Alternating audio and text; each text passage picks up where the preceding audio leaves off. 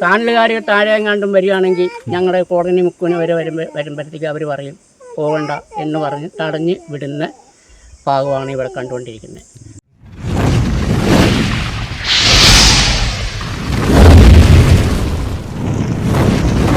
Tribal മിഷനിലേക്ക് സ്വാഗതം. ഇന്ന് നമ്മൾ പോകുന്നത് കാട്ടാത്തി ആദിവാസി ഊരിലേക്കാണ്. കഴിഞ്ഞ വീഡിയോ കണ്ട് സപ്പോർട്ട് ചെയ്ത എല്ലാവർക്കും നന്ദി അറിയിച്ചുകൊണ്ട് യാത്ര തുടരുകയാണ്. പത്തനംതിട്ട ജില്ലയിൽ കോന്നി താലൂക്കിൽ ആലുവാപ്പുലം പഞ്ചായത്തിലുള്ള കൊക്കാത്തോട് സ്ഥിതി ചെയ്യുന്ന ഒരു ആദിവാസി സെറ്റിൽമെൻ്റാണ് കാട്ടാത്തി ആദിവാസി ഊര്. അള്ളുങ്കലിൽ നിന്നും ഏകദേശം 1.5 കിലോമീറ്റർ ഉൾവനത്തിലൂടെ യാത്ര ചെയ്താൽ ഈ ഊരിൽ എത്തിച്ചേരാവുന്നതാണ്. ഈ 1.5 കിലോമീറ്ററും കുത്തനെയുള്ള കയറ്റമായതിനാൽ ഇവിടേക്കുള്ള യാത്ര വളരെ ശ്രമകരമാണ്. ആദിവാസി ഗോത്രത്തിൽപ്പെട്ട മലപ്പണ്ടാരം വിഭാഗത്തിലെ 33ഓളം കുടുംബങ്ങളാണ് ഇവിടെ താമസിച്ചു വരുന്നത്. ജില്ലയിലെ മറ്റ് ഊരുകളെ അപേക്ഷിച്ച് വികസനം എത്തിച്ചേരാത്ത ഒരു പ്രദേശം കൂടിയാണിവിടെ. പ്രസിദ്ധമായ കാട്ടാത്തിപ്പാറ സ്ഥിതി ചെയ്യുന്നത് ഇവിടെയാണ്. അതുകൊണ്ട് തന്നെ ധാരാളം ടൂറിസ്റ്റുകൾ ഇവിടെ എത്താറുമുണ്ട്. വനവിഭവങ്ങൾ ശേഖരിച്ചും കൂലിപ്പണിയെ ആശ്രയിച്ചുമാണ് ഈ ശാന്തര ജനങ്ങൾ ഇവിടെ ജീവിച്ചു വരുന്നത്. മോഹൻദാസ് എന്ന വ്യക്തിയാണ് ഈ ഊരിൻ്റെ മൂപ്പൻ. അങ്ങനെ നമ്മൾ കാട്ടാത്തി ആദിവാസി കോളനിയിൽ എത്തിയിരിക്കുകയാണ്. ഇനി ഇവിടുത്തെ കാഴ്ചകളൊക്കെ നമുക്ക് കാണാം. വികസന കാര്യത്തിൽ പിന്തള്ളപ്പെട്ട ഈ ഊരിൽ നല്ല ഗതാഗത സൗകര്യങ്ങളോ കുട്ടികളുടെ പ്രാഥമിക വിദ്യാഭ്യാസത്തിന് ആവശ്യമായ ഒരു അംഗൻവാടിയോ പെട്ടെന്ന് രോഗികളെ ആശുപത്രിയിൽ എത്തിക്കാൻ ആംബുലൻസ് സൗകര്യങ്ങളോ ഇവിടെയില്ല.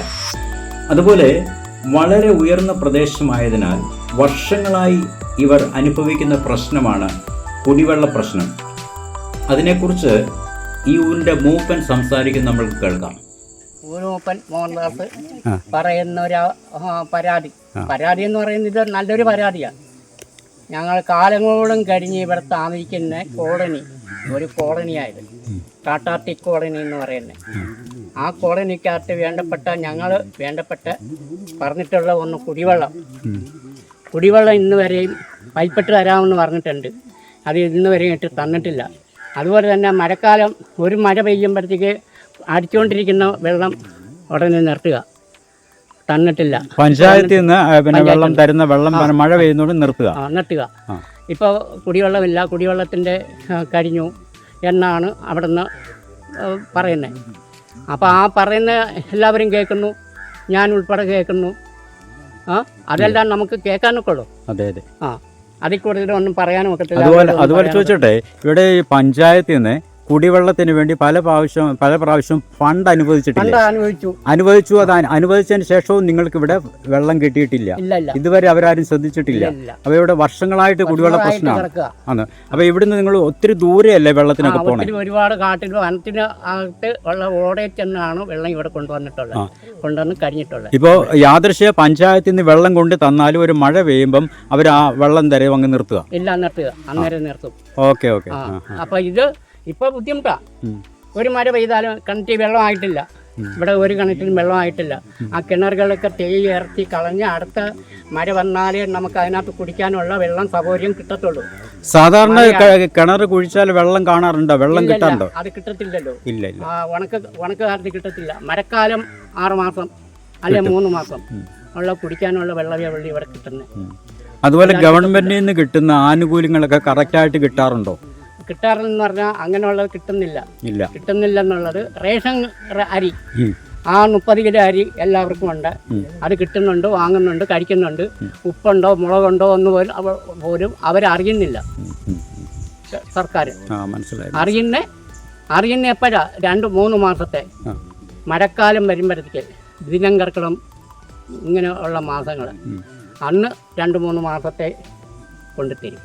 അതുപോലെ തന്നെ ഇവിടുത്തെ ഉപജീവന മാർഗങ്ങൾ എന്താ? ജോലിയോ കൃഷിയോ മറ്റെന്തെങ്കിലും ജോലിയോ ചെയ്യാനൊക്കത്തില്ല. ആനയുടെ ശല്യം, കടുവയുടെ ശല്യം, കുരങ്ങിൻ്റെ ശല്യമാണ് ഏറ്റവും കൂടുതൽ. പന്നിയുടെ ശല്യം ഏറ്റവും കൂടുതൽ. ഇപ്പം ഞാനിപ്പോൾ ചെയ്തുകൊണ്ടിരിക്കുന്നത്, ഞാൻ ഒറ്റയ്ക്കാണ് ഇവിടെ ഇപ്പോൾ ജോലി ചെയ്തുകൊണ്ടിരിക്കുന്നത്.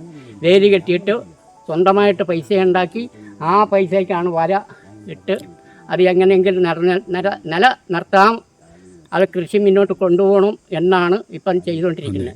നടക്കുമോ നടക്കുന്നില്ല. ചുരുക്കം പറഞ്ഞാൽ റേഷനറി കിട്ടുന്നതുകൊണ്ട് ജീവിച്ചു പോകുന്നു. ആ അതെ, ജീവിച്ചു പോകുന്നു. എനിക്ക് കിട്ടുന്ന പെൻഷൻ പൈസ 1600. ഈ 600 വെച്ചാണ് എൻ്റെ ജീവിതം ഇങ്ങനെ മുന്നോട്ട് പോകുന്നത്. അല്ലാതെ വേറെ ഒന്നുമില്ല. ജോലികൾ ഒന്നും പോകാനൊക്കത്തില്ല. പിന്നെ കിടന്ന് അടിപ്പെട്ട് കിടക്കല്ലേ എന്നാണ്. അതുകൊണ്ട് ഞാൻ ഈ പറമ്പിനകത്ത് പണി ചെയ്തുകൊണ്ടിരിക്കുന്നത്. ചാനലുകാർ താഴെ എങ്ങാണ്ടും വരികയാണെങ്കിൽ ഞങ്ങളുടെ കോടതി മുക്കുവിന് വരെ വരുമ്പോഴത്തേക്ക് അവർ പറയും പോകണ്ട എന്ന് പറഞ്ഞ് തടഞ്ഞ് വിടുന്ന ഭാഗമാണ് ഇവിടെ കണ്ടുകൊണ്ടിരിക്കുന്നത്. ചാനലുകാർ, പത്രക്കാർ ആരെങ്കിലുമൊക്കെ വന്ന് ഇത് കണ്ട് കേട്ട് ഞങ്ങൾ പറഞ്ഞു പോകും, അത് അവർക്ക് പാഴ്ചയാവും എന്നുള്ളതിലാണ് അവർ തിരിച്ചു വിടുന്നത്. നമുക്കത് നേരിട്ട് അവരെ കാണാനോ ഒന്നും പറയാൻ പറ്റില്ല. കാരണം ഒരു കാരണവശാലും നിങ്ങളുടെ പ്രശ്നങ്ങൾ പുറത്തറിയാൻ പാടില്ല. അതുകൊണ്ട് ചാനലുകാർ താഴെ വന്നാൽ അവർ അവിടെ തടഞ്ഞു നിർത്തിയിട്ട് ഇങ്ങോട്ട് വിടത്തില്ല. കാരണം ഇത് പുറത്ത് കോളനിക്കകത്ത് നടക്കുന്ന സംഭവങ്ങൾ, അല്ലെങ്കിൽ ഗ്രാമത്തിനകത്ത് നടക്കുന്ന ഊരിനകത്ത് നടക്കുന്ന സംഭവങ്ങൾ പുറം ലോകം അറിയാതെ നിങ്ങളെ ഇതിനകത്തിട്ട് അടച്ചിട്ടേക്കുക. ഒരു കാര്യങ്ങൾ അറിയാം. അപ്പോൾ ഉള്ളത് കൊണ്ട് നിങ്ങൾ ജീവിച്ചോണം. അങ്ങനെയല്ലേ? ഇപ്പം തന്നെ ഞങ്ങൾ കുറേ ആൾക്കാർക്ക് കൊണ്ടുപോയി ഭൂമി കിട്ടിയാലും കിട്ടിയില്ലെങ്കിൽ പോലും ഭൂമി കിട്ടണമെന്നും പറഞ്ഞ് കുറേ അപേക്ഷ ഞങ്ങൾ കൊടുത്തിട്ടുണ്ട്. അടൂർ കൊടുത്തിട്ടുണ്ട്. അടൂർ നമ്മുടെ ഓഫീസിൽ. അത് പിന്നത്തെ എന്താണെന്നുള്ളത് പോലും ഒന്നും അറിഞ്ഞിട്ടുമില്ല. കുറേ ആൾക്കാരുണ്ടല്ലോ, 10-30 വീട്ടുകാർ മേടിയുണ്ട്. അപ്പോൾ ഇപ്പോഴത്തെ കല്യാണം കഴിഞ്ഞ കുഞ്ഞുങ്ങൾക്ക് സ്ഥലമില്ല, വസ്തു കുറവാണ്. ഇങ്ങനെയൊക്കെ കാര്യങ്ങളൊക്കെ ഉണ്ട്. ഓക്കെ, ഇത് കേട്ടല്ലോ. ഇതൊക്കെയാണ് ഇവിടുത്തെ പ്രശ്നങ്ങൾ. അതുപോലെ തന്നെ ട്രൈബൽ ഓഫീസുമായി ബന്ധപ്പെട്ട ആനുകൂല്യങ്ങൾ ലഭിക്കുന്ന ട്രൈബൽ ഓഫീസുമായി ബന്ധപ്പെട്ടുള്ള പ്രശ്നങ്ങൾ കൂടി പറയുന്നത് നമുക്കൊന്ന് കേൾക്കാം. ഒരു സഹോദരൻ അതിനെക്കുറിച്ച് അദ്ദേഹത്തിന് അനുവദിച്ച കാര്യങ്ങൾ ലഭിക്കാതെ വന്നോണ്ടേ അദ്ദേഹത്തിൻ്റെ ആ പരിഭവം പറയുന്നത് നമുക്കൊന്ന് ശ്രദ്ധിച്ച് നോക്കാം. എൻ്റെ പേര് രതീഷ്. ഞാൻ കാട്ടാത്തി ആദിവാസി ഗ്രാമത്തിൽ നിന്നാണ്. അപ്പോൾ ഈ വീഡിയോ ഇടാൻ കാരണം ഞങ്ങൾക്ക് ഇവിടെ കുറേ ആനുകൂല്യങ്ങളും കാര്യങ്ങളും ട്രൈബലിൽ നിന്നും പഞ്ചായത്തിൽ നിന്നും ഉള്ളതാണ്. നിലവിൽ ഞങ്ങൾക്കത് അനുവദിച്ച് കിട്ടുന്നില്ല. കാരണം ഇവിടെ ഊരുകൂട്ടം വയ്ക്കുന്നുണ്ട്. ഊരുകൂട്ടത്തിൽ പാസ്സാകുന്ന കാര്യങ്ങൾ വർഷങ്ങൾ കൊണ്ട് ഞങ്ങൾക്ക് കിട്ടുന്നില്ല. അതാണ് ഇതിൻ്റെ മെയിൻ കാര്യം. രണ്ടാമത് കുടിവെള്ളത്തിൻ്റെ കാര്യം എന്ന് പറഞ്ഞാൽ എൻ്റെ ഓർമ്മ വെച്ച് കാലം പോലെ ഞാനിവിടെ കുടിവെള്ളം എന്തുവെന്ന് പോലും കണ്ടിട്ടില്ല ഉണക്കാകുമ്പോൾ. അതുപോലെ തന്നെ ഇവിടെ ടാങ്കിന് ഇവിടെ ലക്ഷങ്ങൾ മുടക്കി ഇവിടെ ടാങ്ക് കൊണ്ടുവച്ചു. അത് 1-2 ദിവസം കഴിഞ്ഞപ്പം അതിൻ്റെ കഥയും കഴിഞ്ഞു. എല്ലാ വീടുകളിലും പൈപ്പ് ഇട്ട് കൊടുക്കുമെന്ന് പറഞ്ഞു. ഈ ഇടയ്ക്ക് തന്നെ എത്ര കോടി രൂപ അനുവദിച്ചിട്ടുണ്ടായിരുന്നു ഞങ്ങളുടെ ഈ കുടിവെള്ള പദ്ധതിക്ക് വേണ്ടി. അതും പഞ്ചായത്തുകാർ കൂടെ വന്നു. അതും ഒരു കൂട്ടം കൂടി എഴുതി കൊണ്ടുപോയി തിരക്കുമ്പോൾ ഓരോ കമ്മിറ്റിക്കും തിരക്കുമ്പോൾ അവർ പറയുന്നത് ഇന്ന് വരും, നാളെ വരും. അത് കഴിയുമ്പോൾ പറയാം ഫണ്ടായിട്ടുണ്ട്, എടുക്കാനെ കൊണ്ട് ആളില്ല, അത് കോൺട്രാക്റ്റ് എടുക്കാൻ ആളില്ല എന്നൊക്കെയാണ് പറയുന്നത്. കുടിവെള്ളത്തിൻ്റെ കാര്യം ഭയങ്കര ബുദ്ധിമുട്ടാണ്. അതുപോലെ തന്നെ ട്രൈബലിനെ സംബന്ധിച്ച് പറയുകയാണെങ്കിൽ ഈ കഴിഞ്ഞ കൊല്ലം ഞങ്ങൾക്ക് മെഷീന് കാട്ടടിക്കാനുള്ള മെഷീൻ പാള് ഇതിനെല്ലാം അപേക്ഷ കൊടുത്തു. ഞാനും കൊടുത്തതാണ്. എൻ്റെ അപേക്ഷയിൽ കാര്യങ്ങൾ പൂരിപ്പിച്ച് വന്നു. എൻ്റെ ലിസ്റ്റിൽ പേര് വന്നു. മെഷീൻ ഓർഡറായി വന്ന് അവിടെ ഇരിപ്പുണ്ടായിരുന്നു. അവർ പറഞ്ഞത് അതിൻ്റെ പ്രൂഫുകൾ കൊടുക്കാൻ പറഞ്ഞു. 3 തവണയായിട്ട് ഞാൻ പ്രൂഫുകൾ കൊടുത്തു. പ്രൊമോട്ടറിൻ്റെ കൊടുത്തു. പ്രൊമോട്ടർ ഗിരിജയുടെയിലാണ് ഞാനിത് കൊടുത്തത്. അന്ന് ഗിരിജ പറഞ്ഞത് ആധാറും റേഷൻ കാർഡിൻ്റെ കോപ്പിയും ഫോട്ടോയും നമ്മുടെ ജാതി സർട്ടിഫിക്കറ്റിൻ്റെ കോപ്പിയാണ് വേണമെന്ന് പറഞ്ഞു. അത് കൊടുത്തു. 3 തവണ കൊടുത്തിട്ടും ഒന്നും അറിവില്ലായിരുന്നു. അത് കഴിഞ്ഞിട്ട് ഈ സാധനം കൊടുത്തു തുടങ്ങി തീരാറായപ്പം പ്രൊമോട്ടർ എന്നോട് പറഞ്ഞു പത്രം വേണമെന്ന് പറഞ്ഞു. പത്രം നമുക്ക് ഇവിടെ ഈ ഗ്രാമത്തിൽ നിന്ന് ഇപ്പോൾ പത്തനംതിട്ടയിൽ പോയി പത്രം വായിക്കണമെങ്കിലും വണ്ടിക്കൂലിയും കാര്യങ്ങളൊക്കെ ആവശ്യമുള്ളതാണ്. പെട്ടെന്നൊക്കെ പറഞ്ഞു കഴിഞ്ഞാൽ ബുദ്ധിമുട്ടുമായി. മഴ സമയത്തൊക്കെ നമ്മുടെ കയ്യിൽ അങ്ങനെ പൈസ ഒന്നും എടുക്കാൻ കാണത്തില്ല. തിരക്കിലൊക്കെ നിന്നുകൊണ്ട് പറ്റിയില്ല. അതുകൊണ്ട് അവർ ലാസ്റ്റ് പറഞ്ഞ് ടിഒ ഞാൻ വിളിച്ചപ്പോൾ ടിഒ എന്നോട് പറഞ്ഞു ലിസ്റ്റിൽ പേരുണ്ടെങ്കിൽ ഞാൻ തിരക്കിയിട്ട് വിളിക്കാമെന്ന് പറഞ്ഞു. അദ്ദേഹം പിന്നെ തിരിച്ച് വിളിച്ചിട്ടുമില്ല.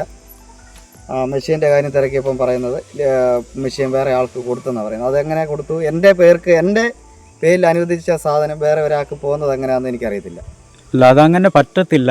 നിങ്ങളുടെ പേരിൽ അനുവദിച്ച സാധനം നിങ്ങൾക്ക് തന്നെ കിട്ടണം. നിങ്ങൾ പിന്നെ അത് തിരക്കിയില്ലേ? തിരക്കി. ഞാൻ ടിഒ വിളിക്കും. അപ്പോൾ എന്താ പറഞ്ഞു അദ്ദേഹം? ടിഒ വിളിച്ചപ്പോൾ ടിഒ എന്നോട് പറഞ്ഞത് ലിസ്റ്റിൽ പേരുണ്ടോ ഞാൻ നോക്കിയിട്ട് തിരിച്ചു വിളിക്കാമെന്ന് കക്ഷി പറഞ്ഞു. പിന്നെ ഇതുവരെ വിളിച്ചില്ല. പിന്നെ പുള്ളി തിരിച്ചു വിളിച്ചിട്ടുമില്ല.